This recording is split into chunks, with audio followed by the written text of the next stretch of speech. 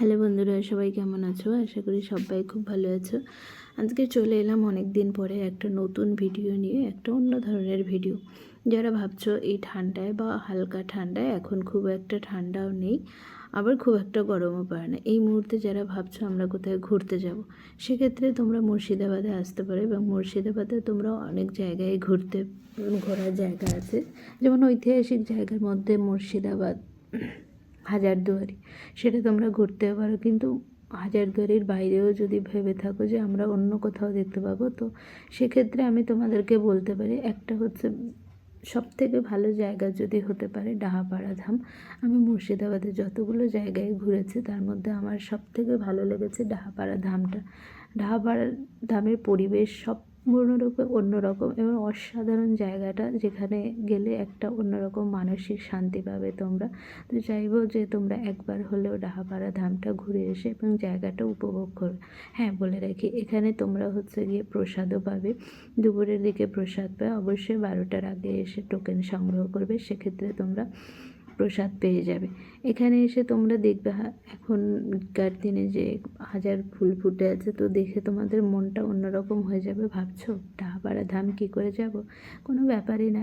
ডাহাপাড়া ধাম তুমি বহরমপুর কোর্টা স্টেশনে নামতে পারো, সেখান থেকে অটো বা টোটোয় করে বাস স্ট্যান্ডে যাবে, ওখান থেকে পেয়ে যাবে গাড়ির, অটো টোটো পেয়ে যাবে ডাহাপাড়া ধাম যাওয়ার জন্য। অথবা তোমরা যেতে পারো কাটোয়া স্টেশনে এসে ওই আজিমগঞ্জের দিকে ট্রেন ধরবে, সেখান থেকে ডাহাপাড়া ধাম স্টেশন নেমে অটো বা টোটোতে করে ডাহাপাড়া ধাম মন্দিরে চলে যেতে। জায়গাটা সত্যি বলতে খুবই অসাধারণ।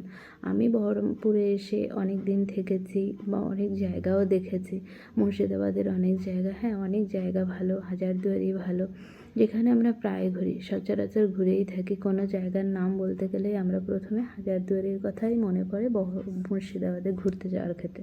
কিন্তু আমি তোমাদেরকে সেক্ষেত্রে বলবো, তোমরা একবার হলেও ডাহাপাড়া ধাম জায়গাটা দেখে আসো। ওখানে যেমন অন্যরকম একটা, হাজারদুয়ারিতে গেলে তুমি অন্যরকম ঐতিহাসিক জিনিস দেখতে পাবে, ঠিক সেরকম এখানে এলেও তুমি একটা মানসিক শান্তি পাবে।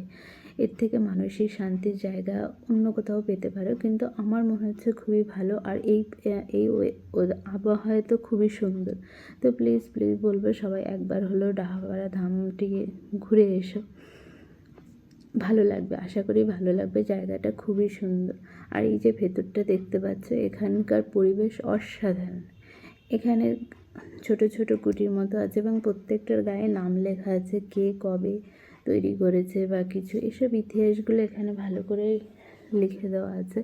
চাইলে তোমরা এখানে এসে ভেতরটা ঢুকে ভালো করে দেখতে পারো। আর এখানে গরমকালের ওয়েদারটা খুবই সুন্দর থাকে, শীতকালে তো বলার বাইরেই। তো এটা একবার এসে ঘুরে দেখো তোমরা এখানে ছোট ছোট ঘরগুলো, এখানে খুবই সুন্দর, অসাধারণ। তো একবার বলবে এসে ডাহাপাড়া ধামটা ঘুরে যাও, আশা করি সবার খুব ভালো লাগবে। তো এটাই দেখতে থাকো, দেখা হবে আবার নতুন অন্য কোনো ভিডিওতে। তাই বলবো, যদি ঘুরতে আসতে হয় তাহলে একবার মুর্শিদাবাদের সব প্লেসগুলো ঘোরার সাথে সাথে একবার ডাহাপাড়া ধামটা ঘুরে যেও। প্লিজ প্লিজ সবাই ডাহাপাড়া ধামটা একবার হলেও ঘুরে যাও, আশা করি তোমরা মনের দিক থেকে খুবই শান্তি পাবে। খুবই শান্ত শিষ্ট চুপচাপ একটা জায়গা, যেখানে একটা অন্যরকম মনে শান্তি পাওয়া যায়। বাই।